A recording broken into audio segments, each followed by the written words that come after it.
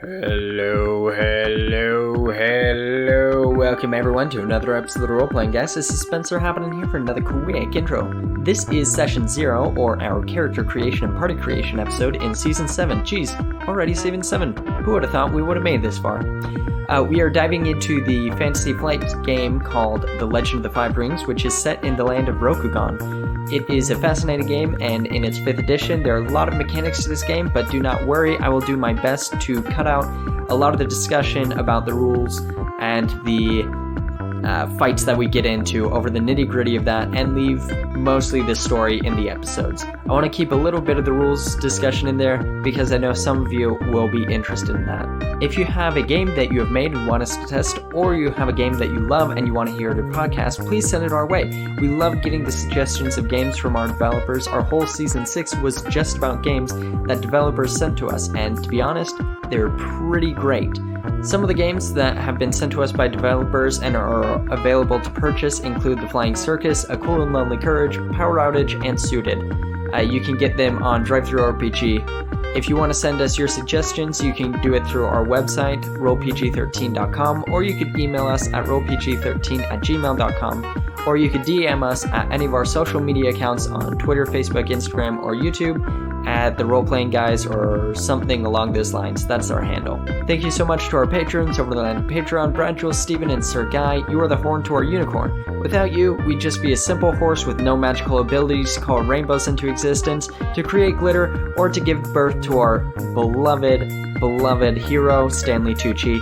#TucciMania. Additionally, thank you to those who are still listening to the guidance from the CDC and the WHO regarding the COVID-19 pandemic. As we look around the world, many countries are doing incredible work with reducing their infections rates and deaths, and we're very, very happy for you. But here in the United States, we have had a couple of very difficult weeks with record-setting new cases, and it's tough to see, to be quite honest.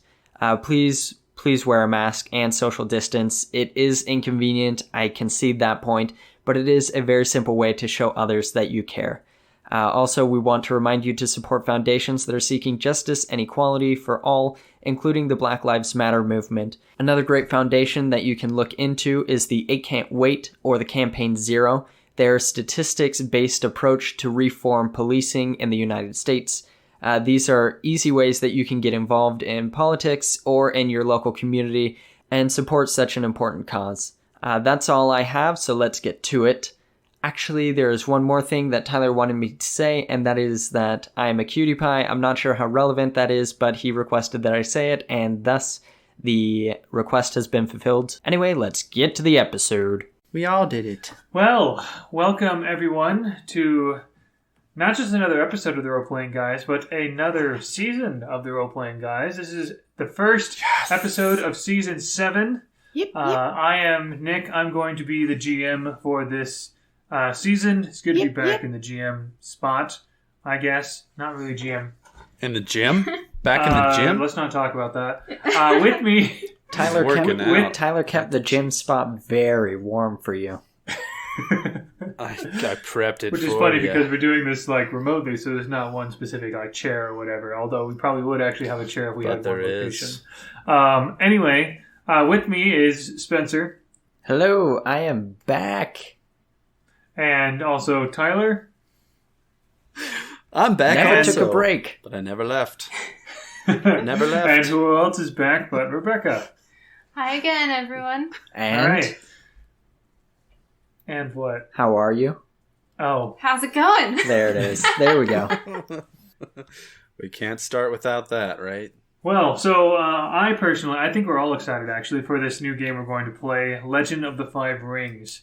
Intrigued, at least. Intrigued, which is funny because there is intrigue as part of the game. So there's that.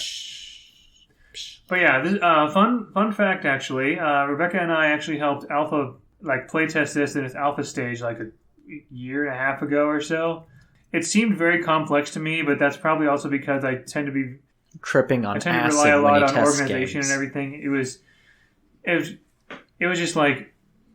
it was a bit of a data dump and everything. But the game was still pretty good and pretty fun.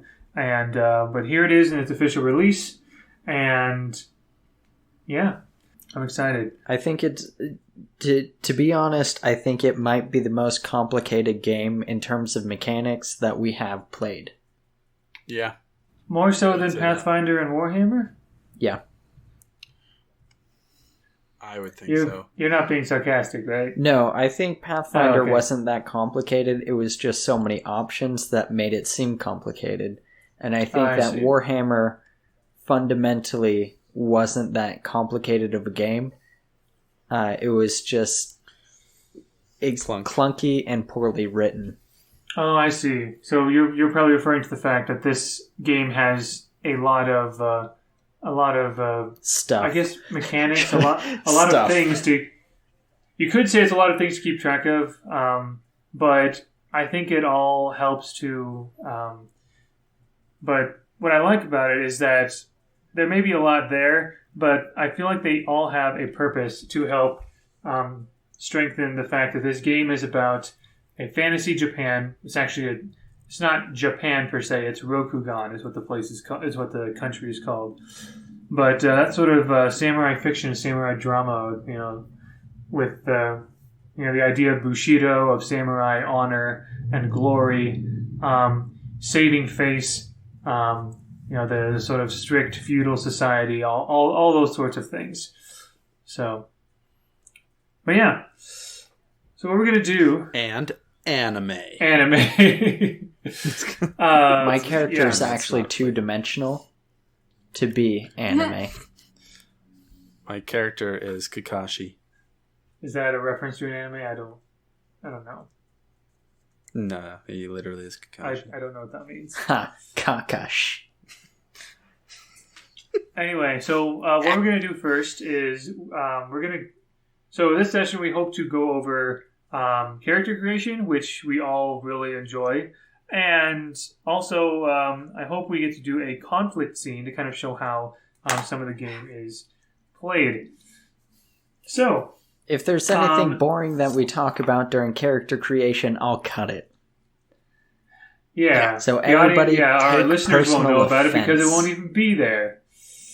So, anyway, so character creation is based on basically it's pretty much a game of 20 questions. There are literally 20 questions that you are asked and to consider.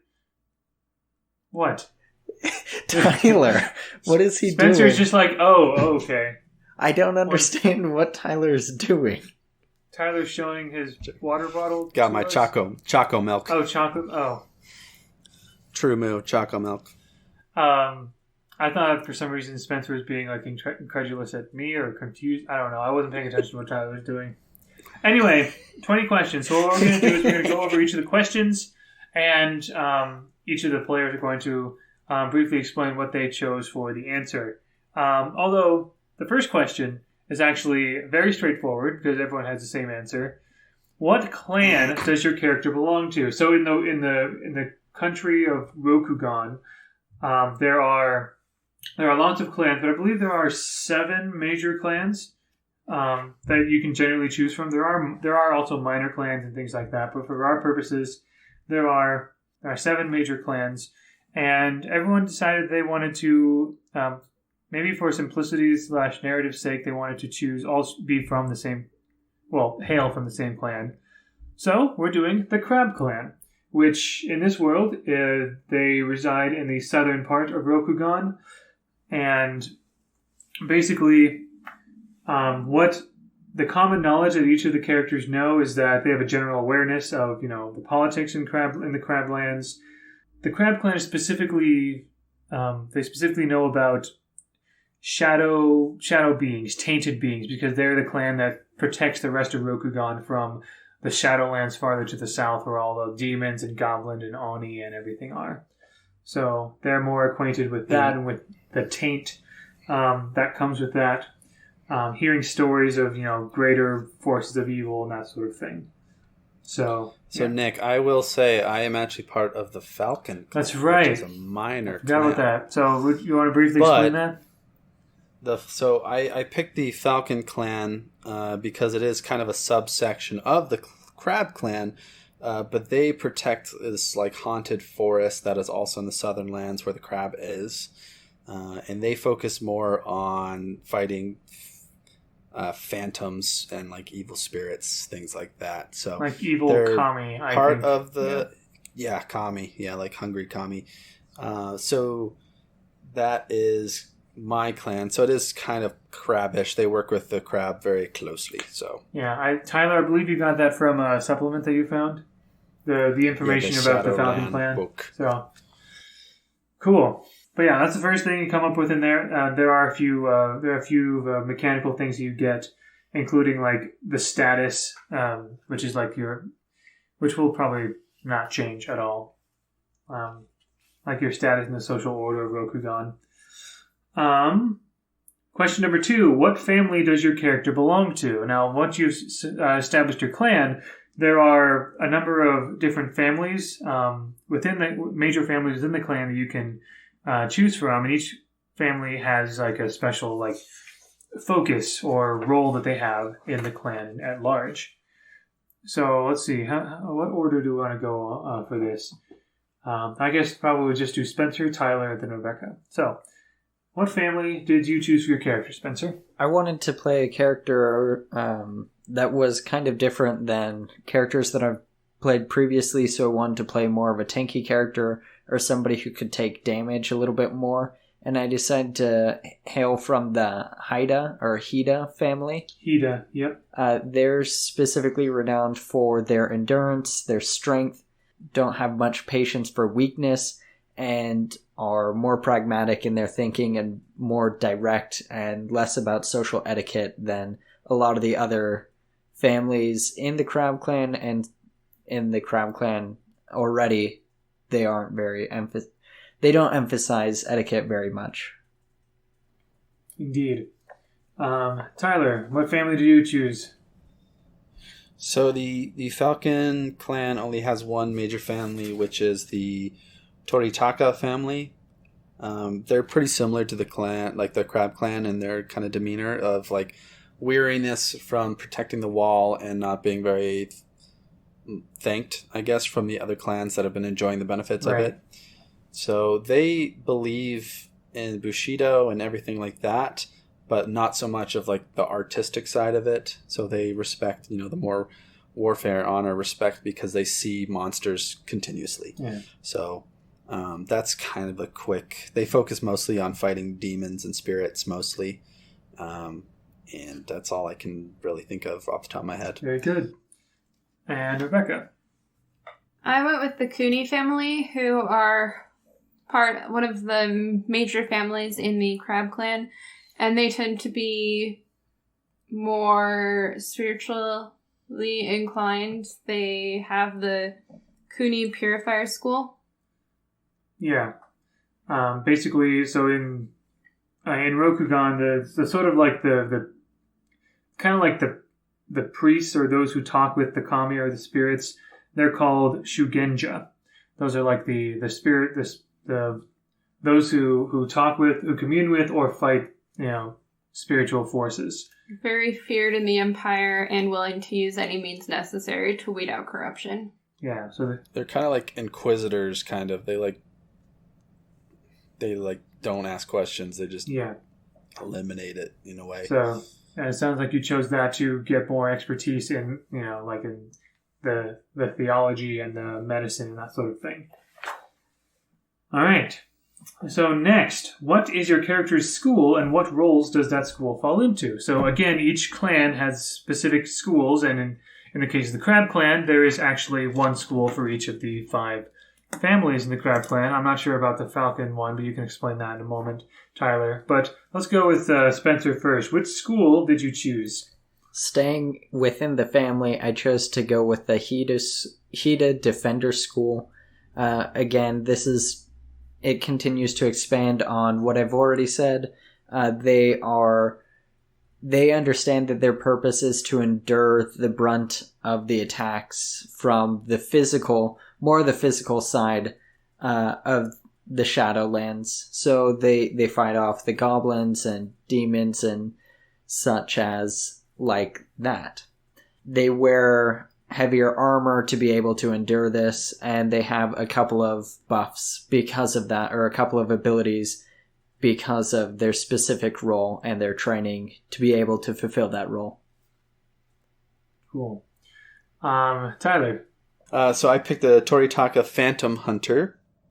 So basically, they are people who seek out Gaki and other malignant supernatural beings. They pretty much protect the clans from the Shinomen Forest, which is corrupted part of the Shadowlands.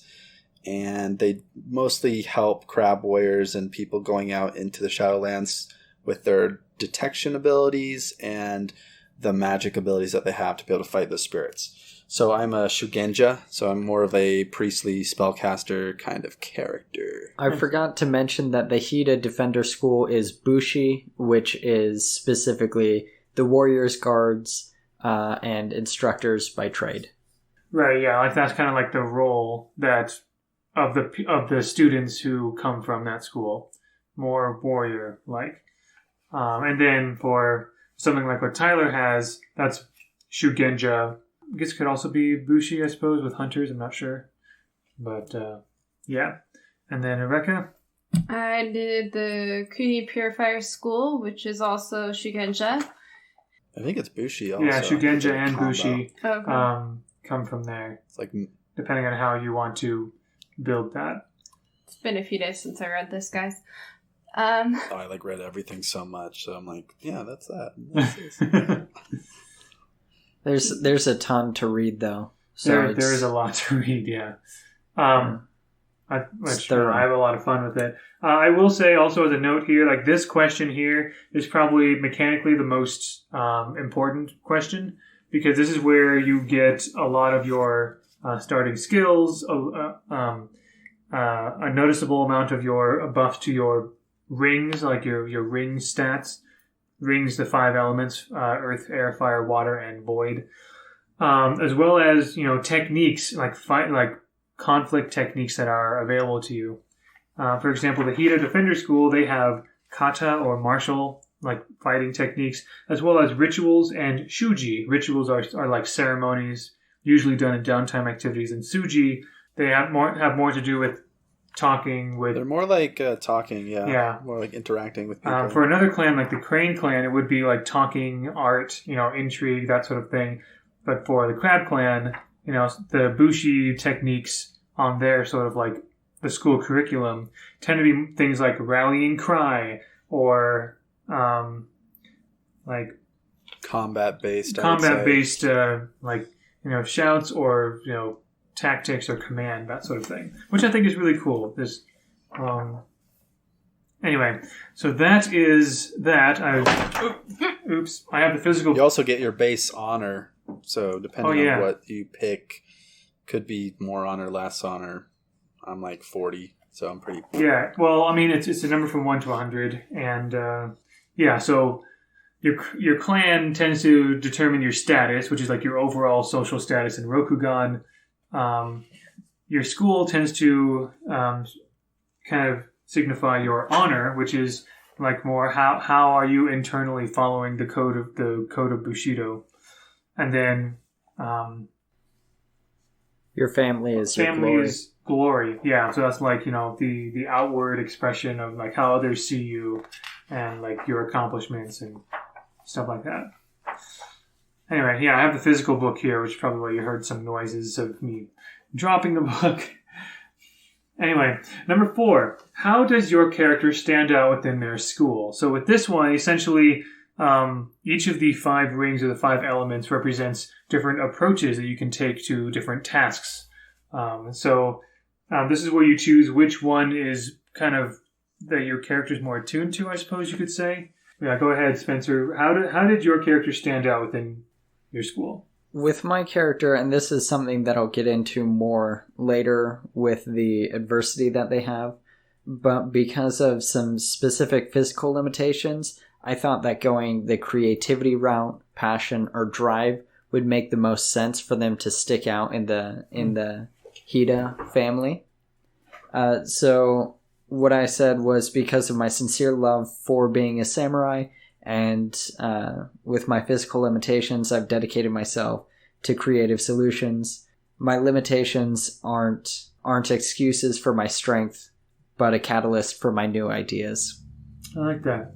I could also that specifically boosts your fire ring. So creativity, passion, drive. That is a fire approach essentially. I could, for argument's sake, I could also see, for example, a way to approach it with earth, with calmly and patiently enduring your trials, that kind of thing, and like that could have been exemplary in some way. Just giving other examples for. I was considering earth. But when you first create a character at rank 1, you can only have a limit of 3 on each each ring, and you start with a minimum of 1 in each ring. So I already had 2 buffs to my earth. Oh, you already had and earth I couldn't at take 3. it. Okay, that makes sense. Cool, Tyler. So I picked the void option of like having increased self-awareness, insight, and mysticism. So being from a school that hunts phantoms and ghosts, I think my character's ability to be able to sense them, or being able to sense maybe objects that they touch that are linked to why they are tied to this world, maybe helped him get a better standing in the school, or what sets him apart. Cool. And Rebecca? I also went with mysticism. She showed a lot of talent in the mystic side of things and having good instincts about spiritual and or what was the word? Dark? Demonic. That side of things. Mystic. Shadow. Things of the shadow, that, tainted beings, that sort of thing. So the quote unquote void element is sort of like the universe, the will of the cosmos, that kind of thing. And also in another mechanic in the game is connected to like heroic grit or things like that, like going beyond your human limits and pushing forward. So anyway, question number 5. Who is your lord and what is your character's duty to them? So this is where the player and or the GM, in this case, a bit of both, work on who your character, your samurai, serves on a day-to-day basis. Obviously, there's obviously the Emperor of Rokugan. There's obviously like the major daimyo of the whole clan and everything, or like even the daimyo of the particular family you're in. But this is specifically which lord your samurai serves specifically day-to-day. So go ahead, Spencer.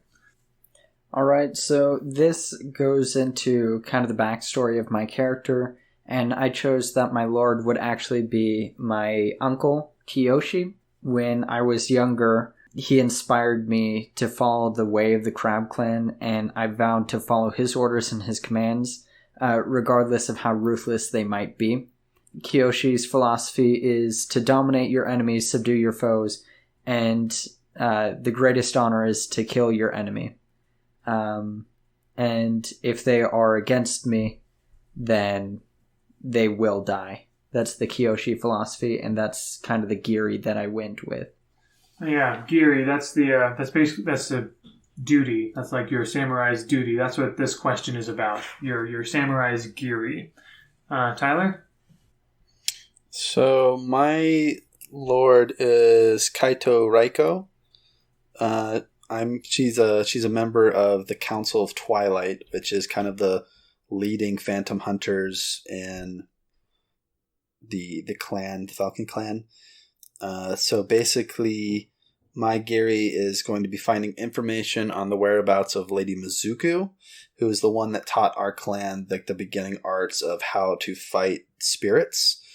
So that's kind of going to be her mission that she's assigned to me, besides the fact of like hunting and slaying spirits and demons like crab also. Yeah, so like Kaito was her name? I can send it to you. Right, yeah. Her name's Kaito Raiko. Kaito Raiko, that's what it was, yeah. There weren't any like cool names in the book for the clan, so I just made one up. I mean, that's fine. Yeah, so your characters, so that's who your character serves, and your character's Giri is to find this singular. It's like hunter. this mystical figure that's tied to like the beginning of the clan, basically. Cool, excellent. And Rebecca, my My lord is also the Hito Lord, and my character is next in line to be the chief spiritual advisor for the Hito Lord. She's from the main family for the Cooney family, and so that's her Giri that she is expected to prove herself and take over this title. Nice. All right. So the next question, question number 6, what does your character long for and how might this impede their duty? This specifically is talking about your character's ninjo. So ninjo is the opposite of giri in a way. Ninjo is your character's like desires or personal inner beliefs that could come into conflict with the giri or even with the code of Bushido or even with society depending on circumstances. So your character's innermost desire. What does your character long for? How might this impede their duty? Go ahead, Spencer. This is the conflict that I wanted to create between my Giri and Ninjo was pretty direct, just to be able to play it out a bit. And it's actually, it has to do with my parents. I was raised in a very pacifist family that valued every single life and that nobody was worth more than another individual. So that is the personal internal longing that I have, which is to value life and to treasure it wherever and whomever it might be. Very good. All right, and Tyler? So mine is finding out where I came from and like who I was before joining the Phantom Hunters school. This is gonna be fun. I have a lot of extra stuff that I talked with Nick about, but that's kind of the basis of my character grew up in a location, and all that my character can remember is being adopted into the Raiko family that's part of the Toriaka family. And that's all they can remember, that they've been born and raised and adopted into this family their whole lives, but they want to know where they came from originally. So any information that he can find about that is very appealing to him. Any means. All right. And Rebecca? So my character is expected to take over this advisory position to the Hito Lord, which is going to be more of a social position, and she wants to prove herself and to fight on the front lines against the shadows. Whoa. So it's that familial expectation versus what she wants. And Nice. a few of her other things that have happened to her also conflict against what she wants. No, I don't want to be an artist. I want to be a doctor. I don't know. It's just like... No, I don't want to be an artist. I want to be an architect. Yeah, exactly. So, because those are mutually exclusive. Great example, Spencer. I was just thinking of like, there's the trope of like, strict parents wanting their child to be like a doctor or a lawyer, and they're really an artist at heart or something. And so I was flipping it. Anyway. 180. But yeah. So Giri and Ninjo is one of the many things that should come into play in a good Legend of the Five Rings game, which I hope to certainly incorporate as much as reasonably possible in this season. Question 7. What is your character's relationship with their clan? So what this is asking is whether your character is... So each clan has their own sort of like feelings about the values of the Bushido, of the code of Bushido. For example, the Crab Clan, among all the values of Bushido, the one they value the most is courage, and the one they value the least is courtesy, which is the opposite of, say, the Crane Clan. They value courtesy the most, but don't care as much about courage per se, like courage in battle, that kind of thing.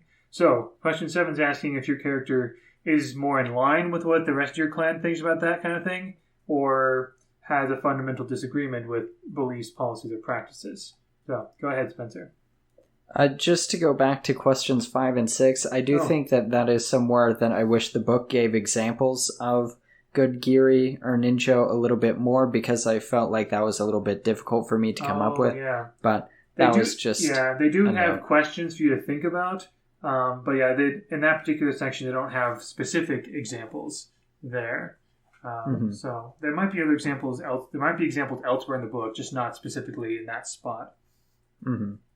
Anyway, to address question 7 and my relationship with my clan and their opinion regarding everything in general and kind of their orthodoxy, I do submit to it. I do agree that courage is the most important thing, while courtesy is lower on the totem pole, so to speak.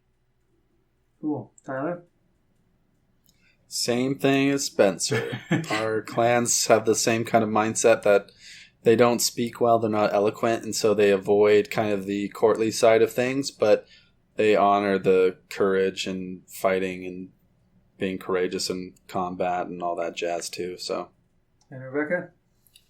Same as you guys. I'm very much for it. 3 for 3. Because that's kind of part of her problem. Is Gotta get that glory. She's expected to take more of a social, courteous role, and she really wants to be more of that courageous strength that she wants. Yeah, she doesn't. She just wants to swear all day on the front lines. She wants to be like the other crap soldiers. She's gonna kill things, guys. So much to ask. Question 8 is similar, but for something else. What does your character think of Bushido? So this is not just about your character's agreement with your clan orthodoxy. This is about the samurai code Bushido in general. Do they feel that that it's flawed, or that it's the ideal way for the samurai, that sort of thing? So, Spencer? I said that my character is a little bit less enthused about Bushido in general, and less in favor of it than they are with the specific Crab Clan philosophy. Before moving on, Tyler, I probably should at least mention what the code of Bushido, like the principles are.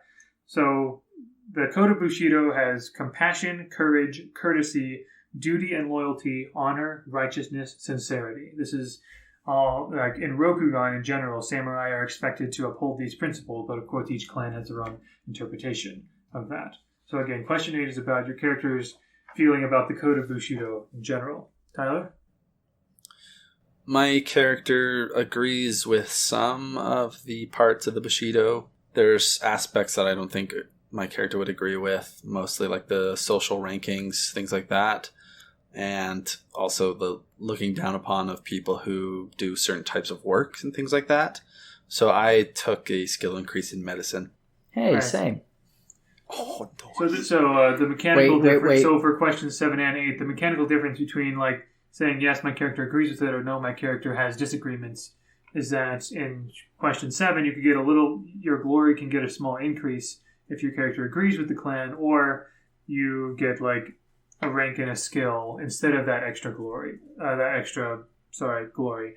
For question 8, it's the same thing except with honor. Rebecca? Who thinks Rebecca's not gonna agree with it? Agrees completely. I went with agree. She agrees. She's trying her hardest to live up to it. To Bushido. Oh, do I get XP points for that correct guess? No, you don't. Spencer just takes 5 damage. Dang it. Oh. You get brownie points. Kudos points. Yes. Those are just as good. Question 9. Now we're getting into your character's strengths and weaknesses. So question 9, 10, 11, and 12, and 13, especially those first 4, there are specific like advantages and disadvantages, mechanical advantages and disadvantages that not only give you narrative, but also, of course, like some mechanical effect on the checks you make.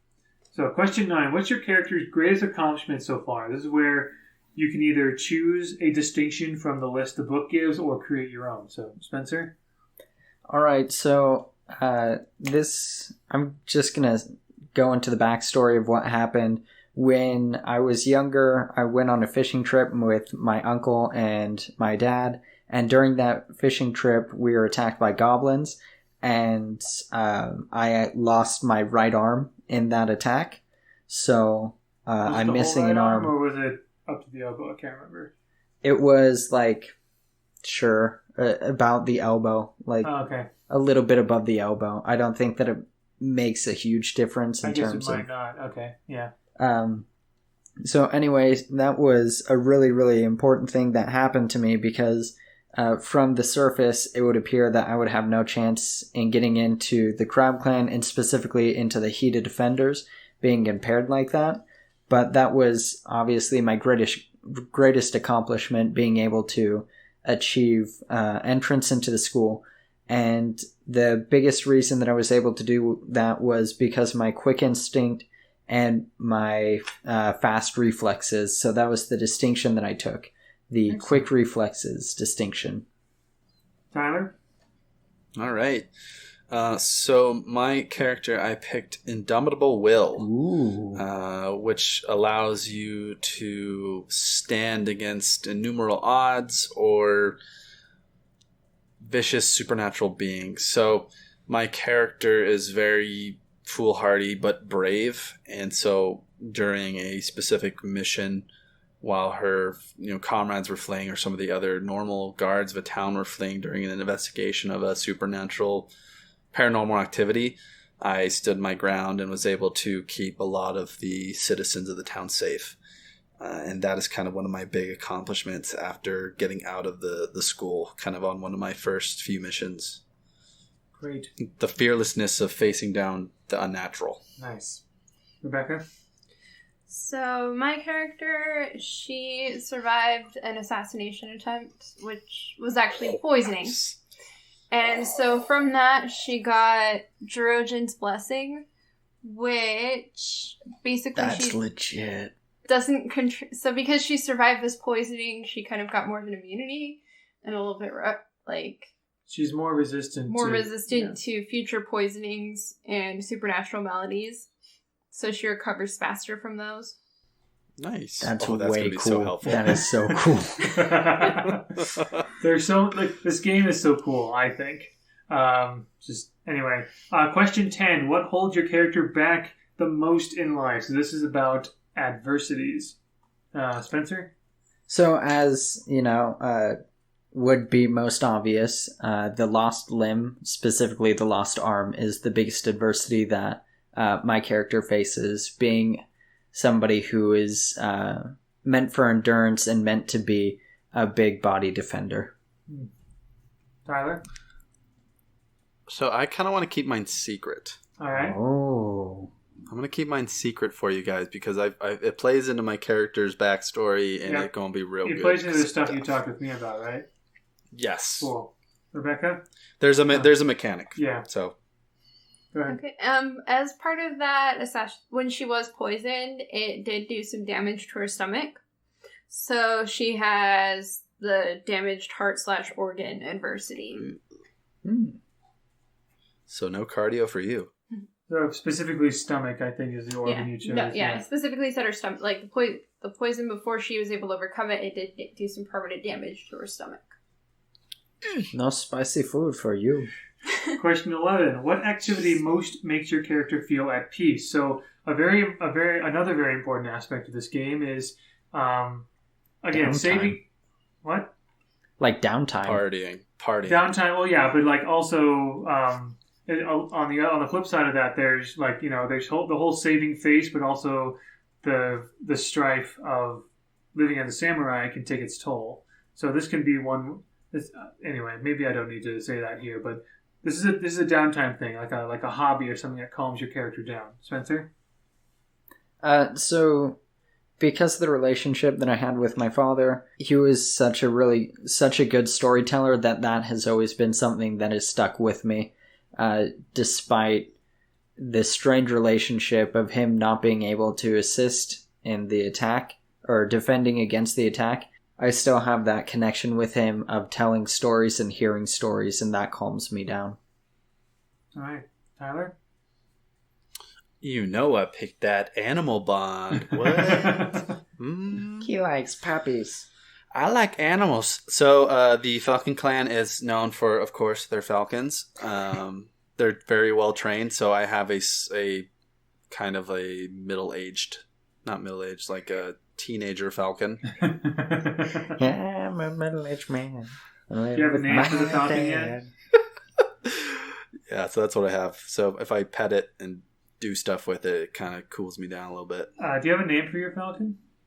Freak, I did not do that. All right, Falco. Falco. If you Falco Lombardi. Okay, Rebecca. My character is a tea enthusiast. She finds tea very relaxing, especially as it tends to be more soothing on her stomach. Are you Iroh? Uncle Iroh. Uncle. Question 12. What concern, fear, or foible troubles your character the most? So this is about an anxiety your character has. Spencer? Because of the impediment that I have, I've always felt judgment from other people in the clan and in the family specifically. I felt like they won't accept me, so I have some paranoia that always makes me uneasy and feel that I'm trying to impress other people in order to earn my place. All right. Tyler? Impatience. My character is very... Did you pick the same one? Rebecca picked the same one, I guess. Oh, yeah. I just figured my character is very rash. He acts more on instinct and passion than he does thinking through things. So he believes that like Brental attacks on the supernatural is the way to go to be able to help people more effectively instead of just thinking. How come nobody took irrepressible flirtation? I was thinking about it. I might switch still. I'm glad that nobody went with addiction. I think that's a tired trope. Addiction to painkillers. Yeah. No, that would be if she was going to be addicted to something, though. No, I went with impatience as well. She, again, that thirst to prove herself and fight and be in the action. So it looks like our tank is going to have to be our voice of reason. Guys, I don't want to hurt anymore. The stoic. Think this through. Go in. Go. Kill. All right. So in this next part of the questions, we're starting to get into a lot more of the sort of the narrative, maybe even aesthetic aspects of the character. Question 14. Wait, no, sorry. No, 13. Question 13. I totally skipped that. Sorry. Who has your character learned the most from during their lives? This is a mentor they had. Spencer? So I think my character would claim, like to everybody that they met, that it would be his Lord Kiyoshi, his Uncle Kiyoshi. But I think just in the way that he interacts with people, it's pretty clear that it's actually his father, Pat Ikendu, that was the one that taught him a lot. So as a result, I chose to take another advantage, and I chose to take Ibisis's blessing, which gives me the ability to connect with commoners, essentially. Yeah. They inherently trust me. So mechanically, because of this mentor relationship thing, you can either get one more advantage related to your character's mentor and their relationship, or you can take one disadvantage related to your character's mentor and their relationship, but also one rank in a skill that your character developed as a result of their closest confidant or whatever, that kind of thing. So, Tyler? So my biggest mentor was Kaito Raiko, which was the woman who adopted me into her family. Just learned from her as a child, but then she helped me through school. And then also after, I was kind of an apprentice to her, and we worked together for a number of years until I set off on my own stuff, basically. So I went the same route as Spencer. I picked an advantage instead, and I picked one from the Shadowland book, which is Friend of the Nezumi, which they're rat people that live in the Shadowlands. Friend of the Nezumi, interesting. Okay, so basically I picked the Cracked Bone clan, which is the more militant, like buff, like brawny rat people who live out in the Shadowland, just fight crap all the time. So I'm an honorary member of the tribe. I can enter their warrens freely, and then I know the basics of their language and culture. Is Whittemer going to make a return from season 3? That's what I'm hoping for. I saw that in the book, and I was like, heck yeah, Rat Friends was good. Rebecca. Question 13. Yeah, no, I got it. So she has learned the most. She's done a lot of studying under her father, who she is supposed to take over for. Her father being... Oh, gosh. I just forgot his name. He's not important. You can at least say what is... Very I think you important. chose an advantage for this one. Yeah, I took Blessed Lineage, which Blessed is... I think Lineage? that basically gives you like more recognition and higher station, like in the courts and that kind of thing. Wow, so you get the lords and I get the common. And I got the rat people. Was good. Trifecta.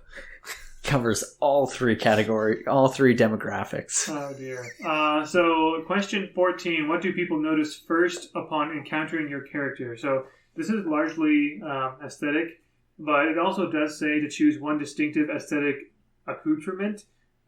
Basically some bit of personal flair that might accent a striking feature or stand in contrast, something that people would notice upon seeing them on the street. Spencer? Obviously, I mean, there's the missing arm that people see all the time. But I also chose just the way that he speaks sticks out. He has somewhat of a lisp. And then I was trying to think if there would be any sort of apparel that he would wear that would really stick out. And I don't think that he would, just because of already sticking out in another way. So I don't think that he would necessarily wear anything that would be very distinctive. Yeah. All right. Tyler? So my character carries... so he's wearing kind of... They're called sanctified robes, so they're more ceremonial. He has face paint to be able to hide his identity from the supernatural beings. He has large cut marks across his palms, and he carries a small lantern that he leaves lit as he goes on his day-to-day stuff. Oh, cut marks on the... can't remember if that's related to the backstory or not. But, In a way, yes. Oh, okay, got it. Cool. So yeah, so certainly the painted face and the sanctified robes, that would distinguish him as a Sugenji, but yeah, the marks and probably the lantern as well. Sounds good. And Rebecca? My character has violet eyes, and she also, as a sign of her status in the clan, has a violet scarf with silver embroidery that she wears that matches the color of her eyes. It's a genetic trait from her family. Is it real silver in the scarf? Or just... Is it a silver scarf made of real? Yeah, I'm Be real curious. silver embroidery in the scarf. Why not? Is the scarf made completely out of No, silver? Blessed lineage It's and all just that. The violet It's scarf just a with sheet of silver really thin embroidery. silver. Yeah. Or chainmail, like a little chainmail. Mithril. Question 15. How does your character react to stressful situations? What emotions would your character show and why? What events or feelings can make them lose their self-control? Or what emotion can they always control? That kind of thing. So, Spencer? When my character gets really stressed out or the situation is just kind of getting out of control, they just become incredibly focused and just tunnel vision on the one thing that they need to accomplish. So they just turn into me, really just become very just focused, and I single to the prize of what they're going for. All right, Tyler? He gets pressure headaches, so he's going to just be rubbing his face a ton because he has sinus inflammation. That's gonna smear the paint. Exactly. And, I honestly did not know what to do for that one. okay. So I was like, So if it helps, like this is meant to help you think about like strife and unmasking, right? So when your character gets too much strife, you can get rid of, I think pretty much get rid of all of it, if not most of it, by doing something called unmasking, which is just like, unmasking the stoicism and like either exploding or doing something considered, or doing or saying something considered inappropriate for a samurai. I think that makes sense. He's gonna become more aggressive. Okay. Just either to those who are with him or to the challenge ahead of him, because he is more impatient. So I'm going to try to play into that, maybe. Sounds good. The headache certainly can help with that. Make him a lot more irritable. And if it does that for me. And if everything becomes too much, I can see how, like, again, you don't have to unmask, but unless you get rid of that strife, then once you have too much strife, it's a serious penalty on all of your rolls. Talk about ulcers. Yeah. Rebecca? She has a bad habit that her parents have yet to kick, of jittering or bouncing a little bit when she's getting anxious or stressed out or impatient. She profanes. That would certainly not fly in a court. Seeing someone like jittering their leg, or like or biting her hands or whatever, stuff like that. Oh, that would be suck at court. That would be very unseemly, certainly. I freaking bounce my leg like all the time whenever I'm like sitting down anywhere. Me too. When I was thinking of what it was, I was like, I should probably just do that because that's what I'm doing right now. This is what I do. And what are tabletop RPGs but to escape the real world and simply play ourselves in a fantasy world? That's what I do every time. Anyway, all right. Question 16. What are your characters' pre-existing relationships with other clans, families, organizations, and traditions? So, you can go in as much or as little detail as you wish with this one. It's just kind of like to get you thinking of your character's place with other people. Also, mechanically, it does mention that your character gets one item of rarity 7 or lower that he received as a gift from somebody, like took in battle or whatever. So, Can I take back my anxiety reaction and go back to my original one? Just bites lips? Yeah, she bites her lip. She chews her lip up. Bites on her lip a little bit. When she's... All right. Better get some chapstick. Spencer? So this one I didn't put a ton of time into.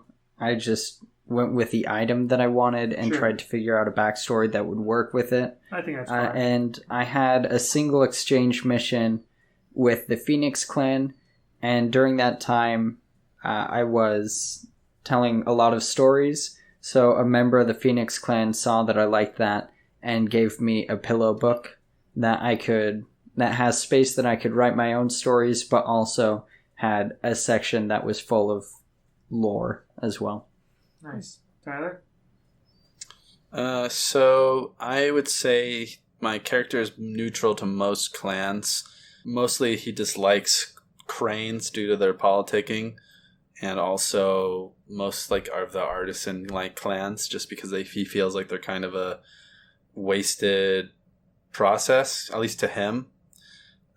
He's on good terms with the Nizumi. So he was introduced by Kaito when they were on a mission on the other side of the wall, and he defended their warrants a few times with them, so that's how he gained their honor, or their respect. And he pities ghosts and spirits, mostly due to most of them having very tragic backstories of how they became restless spirits. So when he deals with them, he kind of tries to honor them and maybe kind of make it so that they can pass peacefully in a way. And the item I picked was a tea set, because you got to get that good tea. And then I have an ability that is with tea, so I need it. So yes. All right, Rebecca? So she's raised fairly close to the higher ups of the Hida family, as well as the elders of her family. For the item, I'm going with, was it katana? I think you said. I was gonna do shuriken, but I'm kind of leaning towards a katana now. Okay. just as like sort of an heirloom katana that the head of her family passes down. Cool. All right. Katanas are dope. Question 17. How would your character's parents describe them? So this gets you to think about that. And also, you gain 1 rank in a skill, which your character has 0 ranks. Determine whether your character's parents approve of this extracurricular interest or see it as a regrettable deviation and why. So, Spencer? I think my parents would describe my character as both incredibly focused and strong, but at the same time kind and gentle. And the extra skill that I chose to take was labor. Because of being raised by them, I think that they instilled a dedication and a value of that skill in general. So I think they definitely approve of what I do, especially considering that neither of them are from samurai background themselves. Tyler? So I was going to say he never knew his proper parents, but he was very close with Kaito, and she taught him the importance of respecting ceremonies and things like that. So I picked the performance ability. Performance? Yes, to be able to like do the right rituals and to honor ancestors, things like that that are important to her, I guess, and her beliefs. Rebecca? Her parents would describe her as dedicated, spirited, persistent, and loyal. And for her skill, I picked meditation, which her parents definitely approve of because they feel it helps curb some of her impatience and rashness. Very good. Question 18. Who was your character named to honor? For some light context here, when a samurai student person comes of age, they are given... so they have a person, they have the name they're born with, but when they come of age, they actually are given a name, and it's usually like the name of a famous samurai, or like a sort of like a switching up of one of those names, and that sort of thing. And so for this one, the players each got to roll 10-sided dice a few times for a samurai heritage table to figure out who their character was named after and what the legacy of that particular samurai was. So, Spencer? So with that, I rolled a 1 and a 3, and I decided that I would go with 1. And 1 was cool because it was... Or no, I went with 3. Sorry. Wondrous word. I went with 3. So one of my ancestors crafted a great beauty that won renown for our family, and other people expect me to live up to that. And the second D10 that I rolled was a 5, so it was composition, which seemed to really fit in line with my father, and then the pillow book that I had. And obviously I was named after one of the greatest authors ever to ever exist because of their just amazing ability of everything. And clearly just the fact that they write factual stories. So I chose Dan Brown. Didn't even remotely try to make it sound Rokugani or Japanese or anything. You know my style, that I do not... Dan Brown. I don't take any of the names to name my character in any way, shape, or form something that would fit the scene. They're always consistent, bland names. This is not Japan. This is Rokugan. We can make this whatever we want. So there was one of your ancestors named Dan Brown wrote a brilliant composition, and your character was named to honor that. So. Oh my gosh. That was funny. Excellent. Tyler. Honestly, I didn't even think of a person's name, so I already failed on that. You rolled on the Samurai Heritage thing, right? Yeah, so I got 2 5s, so I was like, well, I guess it's a 5. Discovery, okay. So I rolled the 2 5s and I picked 5. I had some options. And then I rolled another 10 and I got a 10. which means I got theology. So it's the discovery one. So one of my ancestors in the past had discovered some kind of great knowledge or lore or some crap like that. And I got theology, which is great for my character, which I was surprised that I actually got, because I would say my ancestor found some kind of ancient technique or learned from a master a technique to fight phantoms or ghosts or to understand the kami and spirits. So I got another +1 theology, so which was great. Is that your actual family or is that your adopted family? The adopted family. All right. And Rebecca? I misunderstood how the boxes were supposed to work with the dice rolling. What? So I got a 2, and I don't remember what the other thing was. Well, so you rolled 2d10, you choose one of the two first. And it says D10 result 1 out of 2, D10 result 2 out of 2, but I thought one of them was like the other. I misunderstood it, so I didn't write down my second result. Well, we can figure out the second result right now then. Does it matter? Do it! I mean, if you don't have it, we might as well do it. Okay. So.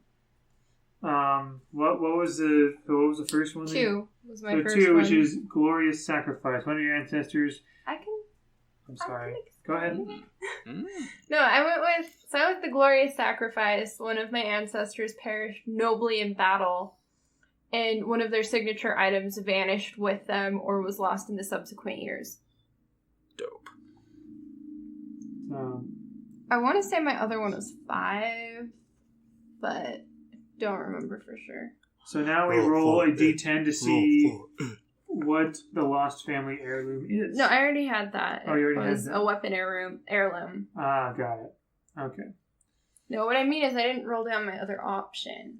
Okay, well... That's what I was saying. Okay. So I went with the weapon heirloom, and the adjectives to describe it were sacred and resplendent.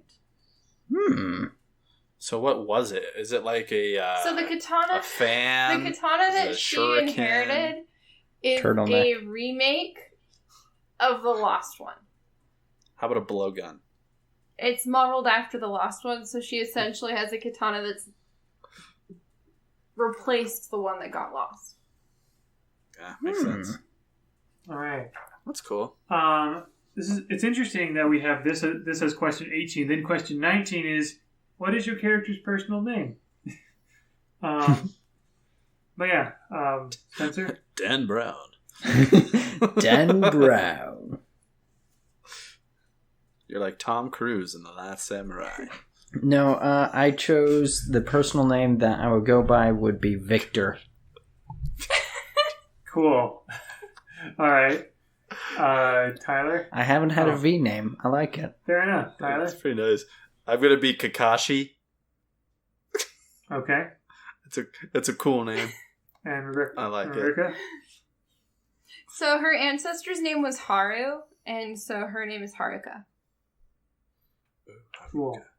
Oh yeah, so the personal name is, it's the name derived from the ancestor. That's it. For some reason I thought it was the birth name or something, but anyway. That's kind of why I didn't pick a name for my ancestor. I just rolled for it. Cool. Question 20. How should your character die? Notes, Nick. Remember, notes. Right, so, but yeah, I like the last sentence in that section. This has no mechanical implications, but you should keep it in mind. Your GM certainly will. All samurai fully expect to die in service. There's the belief that they are always within 3 feet of death, which is the length of a katana blade. So, yeah. I don't know if you guys want to give answers to that. I'll admit I'm not sure if this campaign is long enough for that to answer that specifically, but I mean, I have that figured out with my character. Her ideal death would be dying fighting to protect her family, clan, and country. And she's worried that won't happen. How patriotic.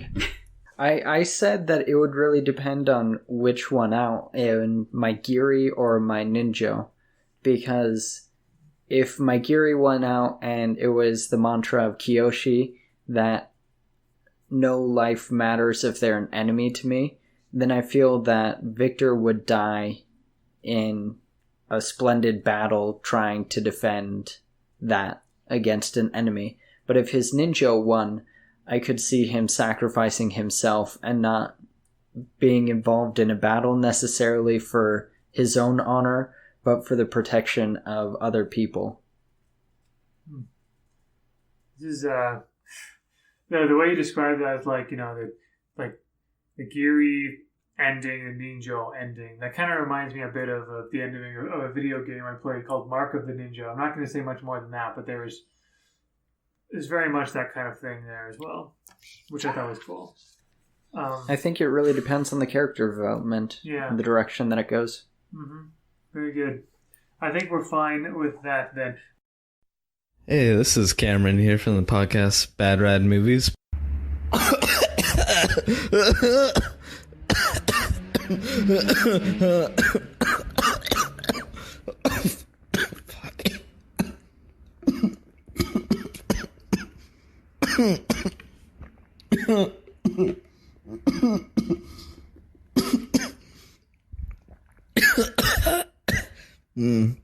I'm okay. Necropodicon. Hard to pronounce, easy to listen. Dun, da, da, da, da, da, da.